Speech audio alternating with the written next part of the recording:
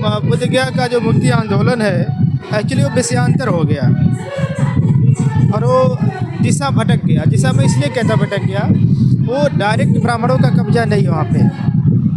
वो सरकार का एक्ट है, भारत सरकार, महाराज सरकार का एक्ट है, उसे बीटीएमसी एक्ट कहा जाता है।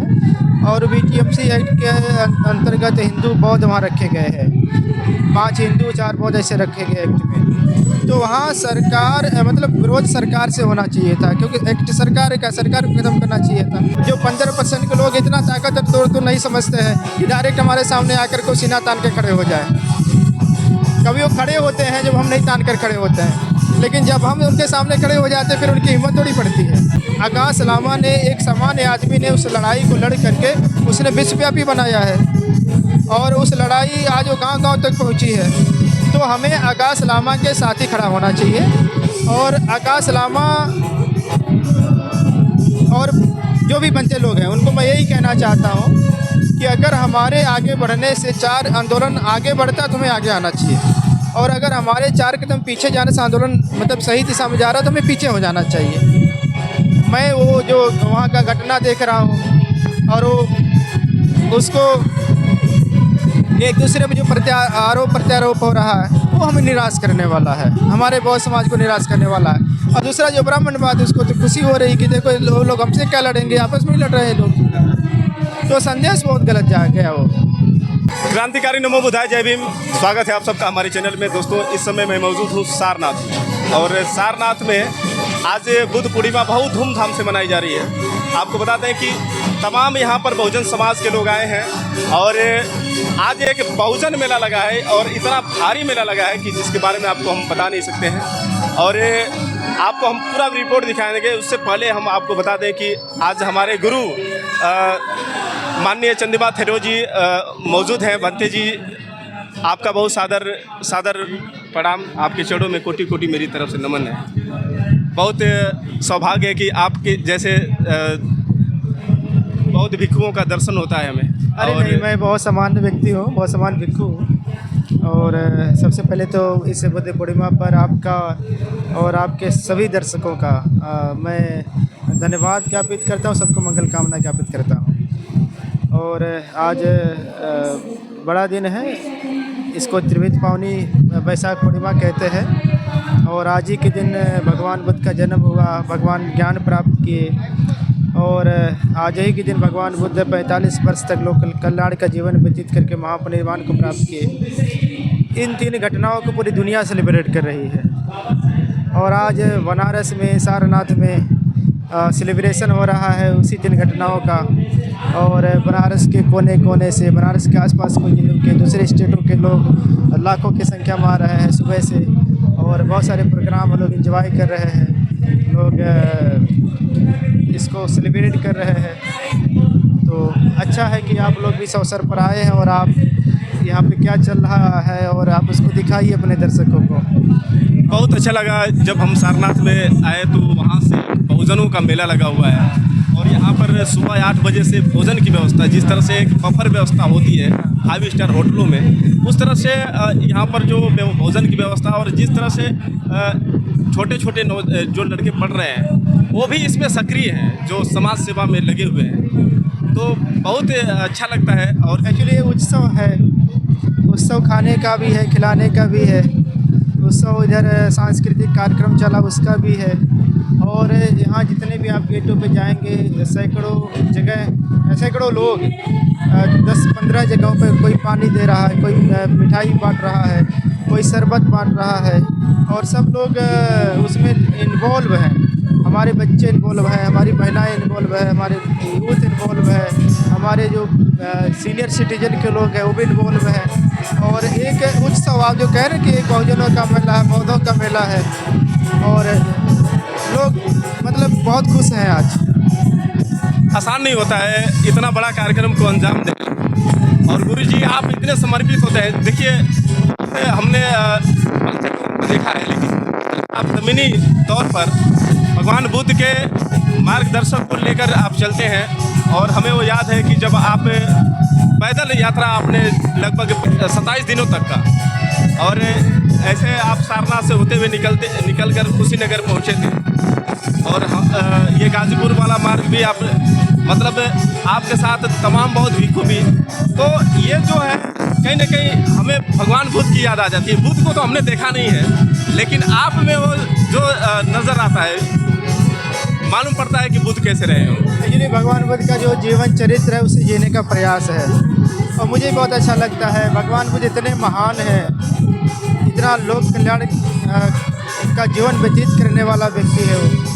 तो जब हम उनको जीते हैं तो इन जीवन से लोक कल्याण होना शुरू हो जाते हैं, इन हाथों से लोक कल्याण होना शुरू हो जाता है। तो ऐसा लगता है कि वो जीवन बहुत अच्छा है बुद्ध वाला, और उसको अगर वो चरितार्थ हो जाए जीवन में तो बहुत लोगों का कृतार्थ हो जाए। तो सब लोग कर रहे हैं अपने अपने तरीके से, और मुझे लगता है कि मेरी परवरिश इसी काम के लिए हुई थी, मैं भी इसी काम को कर रहा हूँ।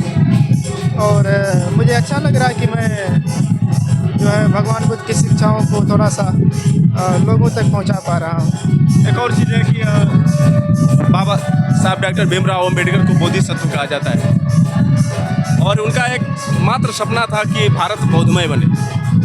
और जिस तरह से, क्योंकि एक आध्यात्मिक गुरु कहें या फिर उनके जो आदर्श तथागत बुद्ध थे, तो जिस तरह से 14 अप्रैल धूमधाम से हम लोग मनाते हैं, हर घर में बुद्ध पूर्णिमा भी मनानी चाहिए, लेकिन आज जिस तरह से जनसैलाब हमें देखने को मिला है, ये बहुत अच्छा संकेत है आने वाले समय में। आखिर बाबा साहब तो हमारे आदर्श है, और बाबा साहब आपने कहा बोधिसत्व है।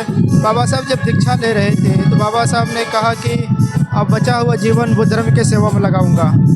और बाबा साहब ने उस समय ये भी कहा कि जो हमारे लोग हैं, जो हमारे फॉलोवर्स, हमारे अनुयायी हैं देश के, कह रहे मुझे विश्वास है कि वो लोग जो है बुद्धमय भारत को बनाने के लिए अब किसी भी सीमा पर जाकर संघर्ष करेंगे, अपना कुछ भी त्याग करेंगे, और वो बुद्धमय भारत बनाएंगे। तो बाबा साहब का आशा है हमसे, बाबा साहब का होप है, उनके विश्वास है। तो उनके विश्वास को मतलब उसको साकार करने का एक जो है अब ये प्रयास चल रहा है। और मुझे लगता है कि बाबा साहब अम्बेडकर के जब दम दीक्षा के हम शताब्दी वर्ष मना रहे होंगे तो बाबा साहब का सपना पूरा कर रहे होंगे हम। एक और चीज़ है कि महाबोधि मुक्ति आंदोलन जो लगातार चल रहा है, 90 दिनों से लगातार बहुत भिक्खु बोध गया में उस अपने अधिकार को पाने के लिए वहाँ पर आंदोलन कर रहे हैं। तो ये कहा जा रहा है कि जो ब्राह्मण लोग हैं उस बौद्ध महामंदिर पर अपना कब्जा जमा रखे हैं, उसके लिए लगातार बनते बिनाचार्य, बनते करुणा सिंह राहुल, बनते लामा, ये लोग लगातार प्रदर्शन कर रहे हैं। तो बौद्ध जो गया में जो महाबोधि मुक्ति आंदोलन का जो चल रहा है उसके बारे में 2 शब्द आप बताएंगे। हाँ, वो बुद्ध गया का जो मुक्ति आंदोलन है एक्चुअली वो विषयांतर हो गया और वो दिशा भटक गया। दिशा में इसलिए कहता भटक गया, वो डायरेक्ट ब्राह्मणों का कब्जा नहीं है वहाँ पे। वो सरकार का एक्ट है, भारत सरकार, महाराष्ट्र सरकार का एक्ट है, उसे बीटीएमसी एक्ट कहा जाता है। और बीटीएमसी एक्ट के अंतर्गत हिंदू बौद्ध वहाँ रखे गए हैं, 5 हिंदू 4 बौद्ध ऐसे रखे गए एक्ट में। तो वहाँ सरकार मतलब विरोध सरकार से होना चाहिए था, क्योंकि एक्ट सरकार का, सरकार को खत्म करना चाहिए था। वहाँ ब्राह्मणवाद इन्वॉल्व, डायरेक्ट इन्वॉल्व नहीं है। तो ये अनभिज्ञ लोग या मिशन मूवमेंट को समझने वाले न लोग, या कुछ ऐसा कहा जाए, कुछ लोगों ने वो भटका दिया कि आप एक जाति से लड़ जाओ। तो हमारी वहाँ मतलब वो उनसे लड़ाई नहीं थी डायरेक्ट, हमारे हिंदू धर्म से कोई लड़ाई नहीं थी वहाँ, हमारी लड़ाई सरकार से थी। और सरकार से जिससे लड़ाई उससे लड़ी जानी चाहिए। मैं फिर कह रहा हूँ, पूरे देश के जो बौद्ध समाज के लोग हैं, बिहार सरकार से लड़ाई लड़नी है। और जब सरकार से लड़ाई लड़ेंगे तो समाज आपके साथ होगा, कोई भी समाज आपके साथ होगा। और ब्राह्मण लड़ने लायक थोड़ी है, और ब्राह्मण खड़ा नहीं हो सकता हमारे सामने। हम देश में किसी भी ब्राह्मण मतलब जो 15% के लोग इतना ताकतवर तो नहीं समझते हैं कि डायरेक्ट हमारे सामने आकर को सीना तान के खड़े हो जाए। कभी वो खड़े होते हैं जब हम नहीं तान कर खड़े होते हैं, लेकिन जब हम उनके सामने खड़े हो जाते हैं फिर उनकी हिम्मत थोड़ी पड़ती है। कुल मिलाकर संवैधानिक तरीके से अधिकार पाने चाहिए। वो लड़ाई सरकार से है, सरकार से लड़नी है, ब्राह्मणों से नहीं है। एक और चीज़ है कि अभी आकाश लामा और भंते बिनाचार्य हैं, दोनों में अब विवाद भी हो गया है। नहीं, आकाश लामा सही लड़ाई लड़ रहे हैं, ये लोग गुमराह कर रहे हैं। अच्छा अच्छा अच्छा, क्योंकि जो भारत पाकिस्तान युद्ध था उस युद्ध को लेकर वहाँ पर आंदोलन को स्थगित किया गया, लेकिन इसके बावजूद भी इन लोगों ने आक्रोश दिखाया और ये कहा कि आंदोलन जारी होना चाहिए। नहीं, एक जो है देश में बाबा साहब अम्बेडकर का संविधान लागू है, तो बाबा साहब का संविधान जो है जब लागू है तो बाबा साहब का संविधान के अंतर्गत हम विज्ञापन हो रहे हैं। तो जब कहीं लाइन ऑर्डर की समस्या हो और बाबा साहब के संविधान को क्रियान्वयन करने का मामला हो, तो अगर प्रशासन कह रहा है कि आप थोड़ी देर के लिए स्थगित कर दीजिए, आप फिर कंटिन्यू करिए, तो मुझे लगता है कि वो मांग लामा जी की बहुत गलत नहीं थी। और वहाँ जहाँ पे वो आंदोलन हो रहा बगल में, तो वहाँ पे मिलिट्री फोर्स भी है, तो हाँ वहाँ पे तो भारत का जो मिलिट्री है उसका तो बड़ा एयरपोर्ट भी है, उनका वो मतलब पूरा सिस्टम ही है। उधर राजगीर बगल में है, वो आयुध कारखाना वगैरह है, तो सेंसिटिव जोन है वो। और अगर मिसाइल वहाँ जाएगी, मतलब चूँकि मिसाइलों का मामला चल रहा था, अगर कुछ दागा जाता तो मतलब थोड़ा सा था मामला। फिर भी मैं कह रहा हूँ जो भी हो, लेकिन लड़ाई जो है आकाश लामा ने, एक सामान्य आदमी ने उस लड़ाई को लड़ करके उसने विश्वव्यापी बनाया है और उस लड़ाई आज वो गांव-गांव तक पहुंची है। तो हमें आकाश लामा के साथ ही खड़ा होना चाहिए। और आकाश लामा और जो भी बनते लोग हैं उनको मैं यही कहना चाहता हूँ कि अगर हमारे आगे बढ़ने से 4 आंदोलन आगे बढ़ता तो हमें आगे आना चाहिए, और अगर हमारे 4 कदम पीछे जाने से आंदोलन मतलब सही दिशा में जा रहा है तो हमें पीछे हो जाना चाहिए। मैं वो जो वहाँ का घटना देख रहा हूँ और वो उसको एक दूसरे पे जो आरोप प्रत्यारोप हो रहा है वो हमें निराश करने वाला है, हमारे बौद्ध समाज को निराश करने वाला है। और दूसरा जो ब्राह्मणवाद है उसको तो खुशी हो रही कि देखो लोग हमसे क्या लड़ेंगे, आपस में ही लड़ रहे हैं लोग। तो संदेश बहुत गलत जा गया वो, तो मुझे लगता है बुद्धिमानी नहीं है। यहाँ पे एक मूर्ति रख दी गई थी सारनाथ में, शायद आप लोग पता हो, और हम लोगों ने संवैधानिक प्रक्रिया के अंतर्गत लड़ाई लड़ी और मूर्ति हमने हटवा दी यहाँ से। किस चीज़ की मूर्ति लगी थी वो अभी म्यूजियम के सामने देवी देवताओं की मूर्ति लगा दिया था लोगों ने, प्रशासन के लोगों ने लगाया था। और 15-20 दिन जो है मतलब टारगेट सारनाथ को भी किया गया है। हाँ, 15-20 दिन रास टारगेट जो है, और हम लोगों ने प्रशासन से लड़ाई लड़ी, यहाँ के जिले प्रशासन से लड़ाई लड़ी और लड़के हम लोगों ने दबाव बना ले गए, मूर्ति गली हटी है। तो लड़ाई जिससे उसे लड़नी चाहिए, जिससे नहीं उसे नहीं लड़नी चाहिए। मतलब खुद उलझना नहीं चाहिए, खुद ना फंसे। हमारी लड़ाई अगर आपसे है तो हमें आपसे लड़ना है, हमें आपसे की जाति से थोड़ी लड़ाई लड़नी है।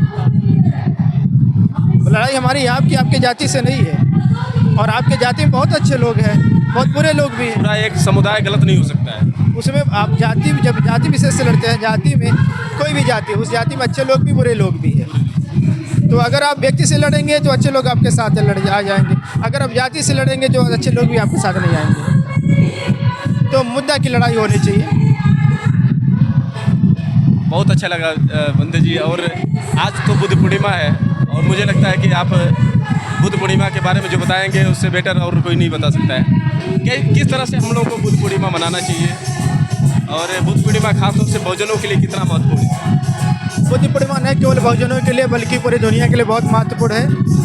बुद्ध बहुत प्रासंगिक हैं और भगवान बुद्ध की जब शिक्षाएं देश से नहीं रही देश में, तो हमारे देश में आर्यों ने शासन, मतलब ब्राह्मणों ने शासन किया, हमारे देश में मुगलों ने शासन किया, हमारे देश में अंग्रेजों ने शासन किया। जब से देश आज़ाद हुआ, बाबा साहब का अम्बेडकर का बनाया हुआ संविधान जब से देश में लागू हो गया, और बाबा साहब अम्बेडकर का संविधान बहुतमय संविधान है। भारत को बाबा साहब ने कानूनी तौर से जो बुद्ध की शिक्षाएं थी उसमें समाहित किया है। तो इसे कह सकते हैं कि जो देश में संविधान लागू हुआ वो बहुत संविधान ही है बाबा साहब का जो चल रहा है, उससे ही बहुजन बहुत सुखी हुआ है। बहुजन हिताय बहुजन सुखाय उसी से हो रहा है, न केवल बहुजन हिताय बहुजन सुखाय हो रहा, बल्कि वो सर्वजन हिताय कह लीजिए या देश हिताय कह लीजिए, देश सुखाय उसी से हो रहा है। तो बाबा साहब का संविधान जो है बुद्ध की शिक्षाओं को लागू करवा रहा है। हमें जो है प्रयास करना है कि देश को जो है भगवान की शिक्षाओं को वापस लाना है। और देखा जा रहा है जैसे जैसे बाबा साहब का संविधान लागू हुआ, बहुत बुद्ध शिक्षाएं लागू हो गई, देश फिर विश्व गुरु की तरफ जा रहा है, देश महाशक्ति बन रहा है। तो यही रास्ता है, अगर हम परिवार को सुखी बनाना चाहते हैं, समाज को सुखी बनाना चाहते हैं, व्यक्तिगत जीवन को आगे ले जाना चाह रहे हैं, तो यही एक रास्ता है, इसके अलावा कोई रास्ता नहीं है। चाहे जैसे भी हो, जहाँ तक कि प्रधानमंत्री मोदी अगर जो देश को छोड़कर विदेश में जाते हैं तो किसी देवी देवताओं का जिक्र नहीं करते हैं। वो ये कहते हैं कि हम बुद्ध की धरती से आए। अम्बेडकर ने कहा है, लिखा है कि अगर दुनिया में जाएंगे और भगवान बुद्ध की फ़ोटो रखेंगे और देवी देवताओं की मूर्ति फ़ोटो रखेंगे तो भगवान बुद्ध की चित्र जो है तुरंत बिक जाएंगे, बाकी लोग नहीं बिक पाएंगे, क्योंकि पूरी दुनिया बुद्ध को जानती है, बाकी लोगों को नहीं जानती है। तो जो चालाक व्यक्ति होता है वो वही बात बोलता है कि वो समझ जाता है कि इसको क्या किस चीज़ की ज़रूरत है। तो प्रधानमंत्री बहुत मतलब होशियार हैं, तो उनको पता है कि बाहर हम जाएंगे तो किसका नाम लेना पड़ेगा हमको। तो उनको लगता है जिस व्यक्ति का नाम लेने से लाभ मिल सकता है उस व्यक्ति का नाम लेते हैं। एक और अभी कुछ लोग यहाँ पर बुद्ध नहीं, युद्ध नहीं बुद्ध चाहिए लेकर पोस्टर चल रहे थे, और वास्तव में बुद्ध युद्ध नहीं चाहते थे। भारत और पाकिस्तान के बीच जो युद्ध है ये कहाँ सही है? मतलब आतंकवाद को ख़त्म करने के लिए युद्ध का होना ज़रूरी है या फिर और कोई माध्यम? भगवान बुद्ध ने कहा है कि द्वेष और राग के वशीभूत होकर युद्ध नहीं करना है। भगवान बुद्ध ने कहा है, लेकिन भगवान बुद्ध ने भी कहा है कि अपने सुरक्षा का, अपनी सीमाओं को सुरक्षा का पूरा अधिकार भी है, उसको करना भी है। राज की सीमाओं को सुरक्षित रखना, राज को सुरक्षित रखना वो राजा का कर्तव्य है। और भगवान बुद्ध ने अपने बुद्ध शासन में भिक्षु संघ में सैनिकों के भर्ती के लिए प्रतिबंध लगाया हुआ है।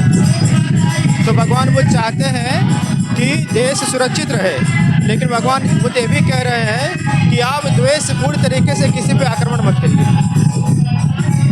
राष्ट्र को बचाने के लिए करें तो सही है। हाँ, अपने देश को सुरक्षित रखना है। जाते जाते बंते जी, एक सवाल है।